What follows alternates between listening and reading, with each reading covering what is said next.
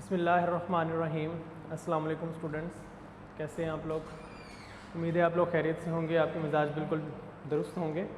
तो second year आज हम केमिस्ट्री का जो है वो दूसरा लेक्चर थ्योरी का स्टार्ट करने जा रहे हैं। वैसे ये आपका तीसरा लेक्चर रिकॉर्ड हो रहा है, लेकिन ऑफिशियली जो है हम थ्योरी वाइज हम दूसरा लेक्चर स्टार्ट करने लगे हैं। चैप्टर नंबर 7 हमने स्टार्ट किया था, बेसिक कंसेप्ट के हवाले से ऑर्गेनिक केमिस्ट्री के बेसिक कंसेप्ट हम डिस्कस कर रहे थे। ठीक है, तो आज उसी जो है वो टॉपिक को हमने आगे लेके चलना है। प्रीवियस लेक्चर में मैंने आपको ऑर्गेनिक केमिस्ट्री और ऑर्गेनिक कंपाउंड की डेफिनेशन बताई थी। The compounds which consist of hydrocarbons and their derivatives. What are hydrocarbons, ये हमने वहाँ पे स्टडी किया। The compounds of hydrogen and carbon are called as hydrocarbons. तो ऐसे कंपाउंड्स को हम क्या कहते हैं? हाइड्रोकार्बन्स बोलते हैं, ऑर्गेनिक कंपाउंड्स बोलते हैं। ठीक है, तो आज हमने उन ऑर्गेनिक कंपाउंड्स की क्या करनी है? कैरेक्टरिस्टिक्स पढ़नी है। तो स्टेप बाय स्टेप हम ये कैरेक्टरिस्टिक्स पढ़ते जाएंगे। ये आपने 10th क्लास के चैप्टर नंबर 3 में भी ये कैरेक्टरिस्टिक्स पढ़ी हुई हैं। इनमें से कुछ आपने पहले पढ़ी हुई हैं, कुछ हमने यहाँ पे डिस्कस करनी है दोबारा से। तो वो भी आप लोग रिकॉल करेंगे और नई चीज़ों को भी आप जो है यहाँ पे सीखने की कोशिश करेंगे। तो सबसे पहले हमारे पास पिकुलर बिहेवियर ऑफ कार्बन, इस पॉइंट को हम क्या नाम देंगे? Peculiar behaviour of carbon atoms.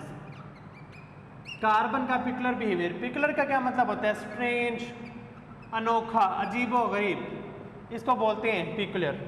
Peculiar behaviour of carbon atom is catenation. Catenation क्या है? Self linking property of carbon atom. Self linking property of carbon atom is called as catenation. इस property को हम क्या कहते हैं? कैटिनेशन कहते हैं। कैसे जी?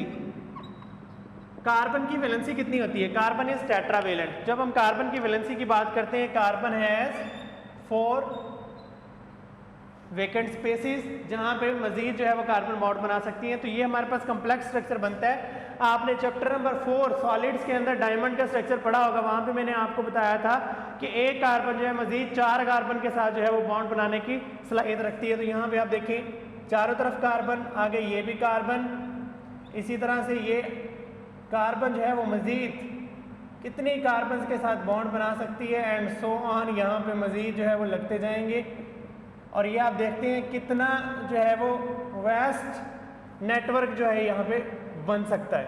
ठीक है, तो कार्बन के कंपाउंड जो है वो आपस में ही लिंकेज बनाने के बाद क्या करते हैं? कंप्लेक्स कंपाउंड बना लेते हैं। इस प्रॉपर्टी को हम क्या कहते हैं? कैटिनेशन कहते हैं। Self linking property of carbon atom is called as catenation. तो इस प्रॉपर्टी की हमारे पास एडवांटेज क्या है, क्या बेनिफिट है? देखिए, किसी भी क्लास ऑफ कंपाउंड में जितने कंपाउंड्स कॉम्प्लेक्स होते हैं उतनी उनकी वैरायटी ज़्यादा होती है। ठीक है, जब कार्बन एटम आपस में कई तरीकों से बॉन्डिंग कर सकते हैं, तो इसका मतलब है हमारे पास वैरायटी भी बहुत ज़्यादा होगी। हमारे पास वैरायटी ऑफ ऑर्गेनिक कंपाउंड जो है वो मौजूद होते हैं। Variety of organic compound. अब देखिए,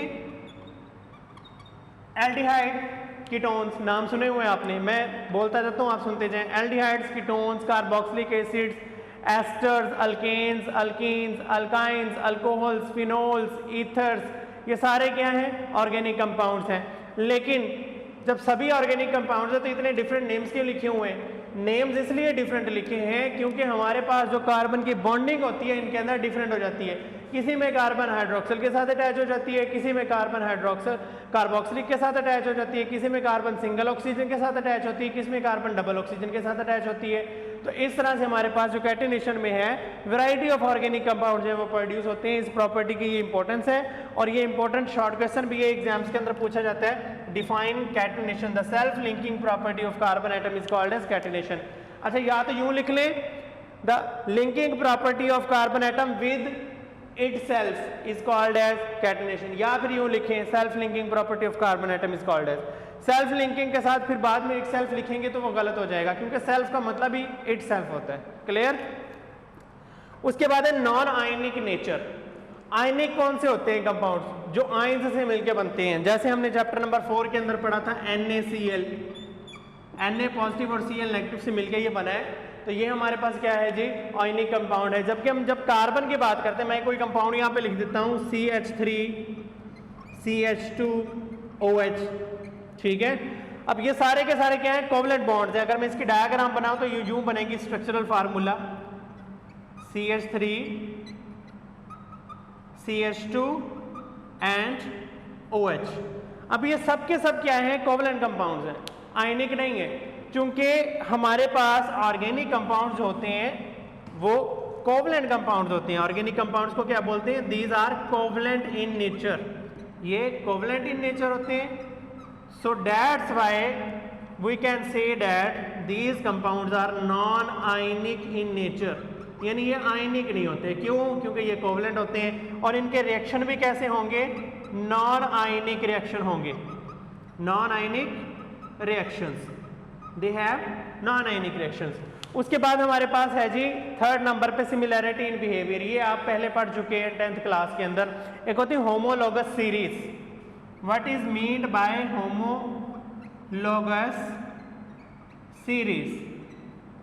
कुछ मैं एग्जांपल लिखता हूं अल्केन्स की, ये आपने जो है वो ऑलरेडी स्टडी किए हैं। अल्केन्स, सबसे पहले इनका फार्मूला होता है CnH2n+2, यानी जितने कार्बन होंगे उसके डबल में 2 प्लस कर दें तो आपके पास हाइड्रोजन आ जाएंगे। मीथेन, मीथेन की बात करें तो उसका फार्मूला CH4। इथेन की बात करें C2H6। प्रोपेन की बात करें C3H8। ब्यूटेन की बात करें C4H10। ठीक है, अब आप देखें ये सारे यूनिट जितने भी हैं, अगर आप नेक्स्ट में मूव करना चाहते हैं, हमने इसमें CH2 प्लस कर देना, ये आगे मूव हो जाएगा। कार्बन 1 है, एक कार्बन और जो है वो इसमें प्लस करें, कार्बन 2 हो जाएंगे। हाइड्रोजन 4 है, 2 हाइड्रोजन इसमें प्लस करें 6। ठीक है, इसी तरह अगर आप इथेन से प्रोपेन में आना चाहते हैं, दोबारा से CH2 प्लस कर दें। प्रोपेन से ब्यूटेन में जाना चाहते हैं, आप CH2 प्लस कर दें। यानी CH2 हमारे पास एक ऐसा यूनिट है जो एक कंपाउंड में आप प्लस करें तो आपको अगला कंपाउंड दे देगा। इस तरह पूरी सीरीज जो है वो किस चीज के ऊपर डिपेंडेंट है, कौन सा ऐसा हमारे पास ग्रुप है जो पूरी सीरीज को जो है वो आगे इंक्रीजिंग मैनर पे लेके जा रहा है, वो CH2 का ग्रुप है। इसी तरह ऑर्गेनिक कंपाउंड जितने भी होंगे सबके अंदर एक स्पेसिफिक यूनिट होता है जिसको ग्रेजुअली इंक्रीज कर रहा होता है। ठीक है, तो ऐसी आपके पास सीरीज जिसमें पूरी सीरीज एक स्पेसिफिक कंपाउंड के साथ डिफर करती है, उसको हम क्या बोलते हैं, होमोलोगस सीरीज बोलते हैं। इनके बिहेवियर भी सेम होते हैं, दे हैव सेम बिहेवियर। एक होमोलोगस सीरीज में तमाम ऑर्गेनिक कंपाउंड्स के बिहेवियर सेम होते हैं। जितनी भी अल्केन है सबकी सब एक जैसे रिएक्शन देती हैं, जितनी भी अल्कीन्स होंगी सबकी सब एक जैसे रिएक्शन देंगी। तमाम अल्कोहल एक जैसे रिएक्शन देते हैं, तमाम ईथर्स एक जैसे रिएक्शन देंगे। क्यों? क्योंकि सबके सब क्या है, होमोलोगस होते हैं एक दूसरे के साथ, क्योंकि उनके दरमियान एक ऐसा फंक्शनल ग्रुप या फंक्शनल यूनिट होता है जो उसको ग्रेजुअली इंक्रीज कर रहा होता है। अगर आप वो यूनिट उसमें प्लस कर दे तो नेक्स्ट कंपाउंड मिल जाएगा, फिर उससे नेक्स्ट एंड सो ऑन, इस तरह से चलते रहेंगे। तो इसलिए हम कहते हैं दे हैव सिमिलर बिहेवियर। ठीक है, जितना भी हमारे पास अगर एक ऑर्गेनिक कंपाउंड की क्लास है, फॉर एग्जांपल अगर हम अल्कोहल को स्टडी करें तो तमाम अल्कोहल्स के बिहेवियर क्या होंगे, एक जैसे होंगे। नेक्स्ट मूव करते हैं हम जी कंप्लेक्सिटी की तरफ। ग्लूकोज का फार्मूला पड़ा हुआ है C6H12O6, ये तो जी सिंपल फार्मूला है। लेकिन एक फार्मूला हमने स्टार्च का पढ़ा था जो प्लांट के अंदर स्टोर होती है, स्टार्च। ठीक है, उसका फार्मूला है C5H10O5। ठीक है, तो ये हमारे पास n नंबर ऑफ मॉलिक्यूल्स होंगे। n नंबर का क्या मतलब है, n नंबर का मतलब होता है ये लाखों भी हो सकते हैं, हजारों में भी हो सकते हैं, सैकड़ों में भी हो सकते हैं। That may be hundreds, thousand, millions, billions. n की जो है हमारे पास स्ट्रेंथ है वो एक जगह फिक्स नहीं रहती, ये मूव ऑन भी कर सकती है। एक भी हो सकता है, दो भी हो सकते हैं, 100 भी हो सकते हैं, हजारों भी हो सकते हैं। तो स्टार्च इसमें यह है कि हमारे पास इसको पॉलीमर बोलते हैं। ठीक है, जैसे हमारे पास प्रोटीन की एग्जांपल है कि अमाइनो एसिड्स हैं, जब उसके यूनिट्स मिलते जाते हैं तो हमारे पास प्रोटीन बन जाती है। अब ये ऑर्गेनिक कंपाउंड्स की एक प्रॉपर्टी है कि ऑर्गेनिक कंपाउंड्स क्या होते हैं, आपस में मोनोमर मिलते मिलते क्या बना देते हैं, पॉलीमर्स बना देते हैं। और पॉलीमर जब बनते हैं तो उनको स्टडी करना ईजी नहीं होता, उनकी तादाद लाखों के अंदर होती है। इसलिए हम क्या कहते हैं, दीज आर कम्प्लेक्स कंपाउंड्स, ये कम्प्लेक्स होते हैं नेचर के अंदर। इसी तरह ग्लाइकोजन है, एक बहुत बड़ा कंपाउंड है, ठीक है। उसी तरह से हमारे पास प्रोटीन की एग्जांपल है, लिपिड्स की एग्जांपल है, कार्बोहाइड्रेट्स में ये खुद स्टार्च आ जाता है, सेलुलोज की एग्जांपल है। ये सब क्या है? कम्प्लेक्स कंपाउंड्स है, यानी इनको स्टडी करना इजी नहीं है। These are all very complex compounds. इस तरह जो organic chemistry, total organic chemistry में जितने भी कंपाउंड है सब के सब जो है वो अपने अंदर कम्प्लेक्सिटी रखते हैं, सब कम्प्लेक्स मॉलिक्यूल्स के ऊपर मुश्तमिल होते हैं। हर क्लास के अंदर अपने कम्प्लेक्स मॉलिक्यूल्स मौजूद होते हैं, ठीक है, क्लियर। उसके बाद ये आइसोमरिज्म, इसकी डेफिनेशन क्या है? कंपाउंड्स, मैं डेफिनेशन यहां पे लिख देता हूं, आप लोग भी लिख लें अपने फोल्डर्स पे। Compounds that have same molecular formula but different structural formula, different structural formula. ऐसे कंपाउंड जिनका मॉलिक्यूलर फार्मूला तो सेम हो, यानी उनका मॉलिक्यूलर फार्मूला क्या होगा? सेम होगा, बट स्ट्रक्चरल फार्मूला क्या होगा? डिफरेंट होगा। स्ट्रक्चरल फार्मूला वो होता है जो हमें एग्जैक्ट स्ट्रक्चर के बारे में बताता है कि कार्बन का बॉन्ड कितने हाइड्रोजन के साथ है, इसी तरह कार्बन मजीद कितने ऑक्सीजन के साथ जुड़ी हुई है। हर एलिमेंट के बॉन्ड्स भी बताएगा, उनकी स्ट्रक्चर भी बताएगा। जबकि मॉलिक्यूलर फार्मूला क्या होता है? वो सिर्फ हमें एग्जैक्ट नंबर ऑफ एटम्स के बारे में बताता है कि कार्बन कितनी है, हाइड्रोजन कितनी है, ठीक है। जैसे ग्लूकोज का स्ट्रक्चर है, ये C6H12O6, ये मॉलिक्यूलर फार्मूला है, हमें ये सिर्फ ये बता रहा है कि 6 कार्बन है, 12 हाइड्रोजन है, इसी तरह 6 ऑक्सीजन है। लेकिन इसका स्ट्रक्चरल फार्मूला क्या होगा? जब हम ये लिखेंगे जी CHOCH, यहाँ पे CHOH, इसी तरह से CHOH एंड सो ऑन, ये चलता जाएगा और आखिर में आ जाएगा CH2OH। 6 कार्बन लगाने के बाद यहाँ दरमियान में 2 कार्बन और हैं, ठीक है। तो ये क्या है जी? हमारे पास क्या है? स्ट्रक्चरल फार्मूला है। तो ऐसे कंपाउंड जो स्ट्रक्चरल फार्मूला डिफरेंट रखें लेकिन मॉलिक्यूलर फार्मूला सेम हो, उसको हम क्या बोलते हैं? आइसोमरिज्म बोलते हैं। तो हमारे पास जनाब ऑर्गेनिक केमिस्ट्री में आइसोमरिज्म का फिनोमिना बहुत पाया जाता है। हम एक छोटी सी एग्जांपल देखते हैं, आप जो है वो इससे अंदाजा लगा लेंगे। एक होते हैं जी अल्कोहल। अल्कोहल क्या होते हैं जी? कार्बन के साथ जब डायरेक्ट हाइड्रोक्सल लग जाए इसे हम अल्कोहल कहते हैं। दूसरे होते हैं ईथर, कार्बन ऑक्सीजन और कार्बन का जब लिंक किया जाता है, यानी 2 कार्बन के दरमियान में ऑक्सीजन आ जाए सिंगल बॉन्ड के साथ, उसे कहते हैं ईथर। अब दोनों में जमीन आसमान का फर्क है। अल्कोहल्स को जो है वो फॉरेन कंट्रीज के अंदर ड्रिंक के तौर पे भी इस्तेमाल किए जाते हैं, यानी एज अ ये ड्रिंक यूज होती है। लेकिन ईथर को आप एज अ ड्रिंक यूज नहीं करते। अगर आप ईथर जो है वो ड्रिंक कर लेते हैं तो फिर उसके बाद आपकी डेथ होने का भी खतरा है। तो इसमें हम क्या करते हैं जी? अल्कोहल और ईथर की जब बात करते हैं तो 2 कार्बन वाला ही मैं अल्कोहल ले रहा हूँ और 2 कार्बन वाला ही मैं ईथर यहाँ पे लिख रहा हूँ। तो आप देखिएगा मॉलिक्यूलर फार्मूला सेम आएगा लेकिन structure formula different. CH3 CH2OH, CH3O CH3। देखें जी, ये है हमारे पास ईथर, ये क्या है? सॉरी, ये अल्कोहल है। ये हमारे पास आ गया अल्कोहल और ये नीचे वाला क्या है? ईथर है, क्योंकि इसमें दरमियान में ऑक्सीजन का लिंकेज आया है और यहाँ पे साइड पे क्या है? हाइड्रोक्सल ग्रुप है। तो आप देखें 2 कार्बन 1 2, इधर भी 1 और 2, C2 हो गया, ठीक है। हाइड्रोजन देख लेते हैं 3 2 5 एंड 1 6, हाइड्रोजन 6 है और ऑक्सीजन 1 है। यहाँ भी आपके पास जो है वो हाइड्रोजन कितने हैं? 3 + 3 6 और ऑक्सीजन 1। तो मॉलिक्यूलर फार्मूला सेम है बट स्ट्रक्चरल फार्मूला क्या हो गया? डिफरेंट हो गया। तो ऐसे कंपाउंड्स को हम क्या बोलते हैं? आइसोमर बोलते हैं। इस फिनोमिना को आइसोमरिज्म बोला जाता है। तो इसी तरह कीटोन्स और एल्डिहाइड्स एक दूसरे के क्या होते हैं? आइसोमर होते हैं, ठीक है। तो उसके बाद हम चलते हैं रेट ऑफ रिएक्शन की तरफ। रेट ऑफ रिएक्शन क्या होता है? तो कोई भी कंपाउंड जो है उसके रिएक्शन कितने स्पीड के साथ प्रोसीड करते हैं, कितनी स्पीड के साथ चलते हैं। तो आपको पता है सबसे ज्यादा रेट ऑफ रिएक्शन होते हैं आयनिक कंपाउंड्स के। आयनिक कंपाउंड के रेट ऑफ रिएक्शन सबसे ज्यादा होते हैं, वो स्पीड के साथ ये रिएक्शन होते हैं। तो क्या organic compounds ionic in nature है? नहीं। सेकेंड जो है ये हमने यहाँ पॉइंट में पढ़ा था, these are non ionic in nature, these are covalent in nature. ये कोवलेंट में है, तो आयनिक नहीं है, कोवलेंट है।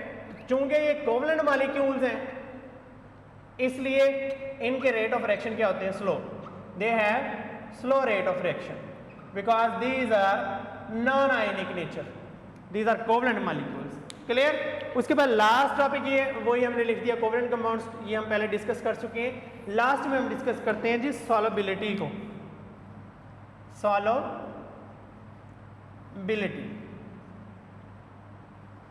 ठीक है, तो ऑर्गेनिक कंपाउंड्स की जब सॉल्युबिलिटी की बात करेंगे, ऑर्गेनिक कंपाउंड्स कोवलेंट होते हैं और कोवलेंट मॉलिक्यूल्स टू टाइप्स के ऊपर मुश्तमिल होते हैं। Covalent molecules are of two types, two categories होती हैं। एक हमारे पास या तो ये पोलर हो सकते हैं या ये नॉन पोलर, और हमेशा याद रखें लाइक डिजॉल्व लाइक।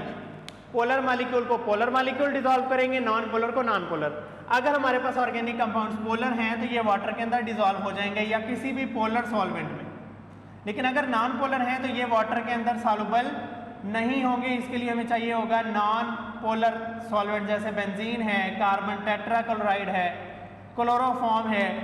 ठीक है, ये सारे कंपाउंड्स क्या हैं, नॉन पोलर मॉलिक्यूल्स को अपने अंदर जो है वो डिसॉल्व करते हैं। Polar molecules can only be soluble in polar compounds, polar solvents, and non polar will only dissolve in non polar solvents. ठीक है, तो आज के लेक्चर के लिए इतना काफ़ी है। आज हमने क्या किया, आज हमने कैरेक्टरिस्टिक स्टडी की है किसकी, ऑर्गेनिक कंपाउंड्स की। पहली थी कैटिनेशन सेल्फ लिंकिंग प्रॉपर्टी, दूसरा है नॉन आयनिक नेचर के, ये कोवलेंट मॉलिक्यूल्स होते हैं, नॉन आयनिक नहीं होते। तीसरा सिमिलरिटी इन बिहेवियर के अंदर होमोलोगस सीरीज होती है, दे हैव सेम बिहेवियर।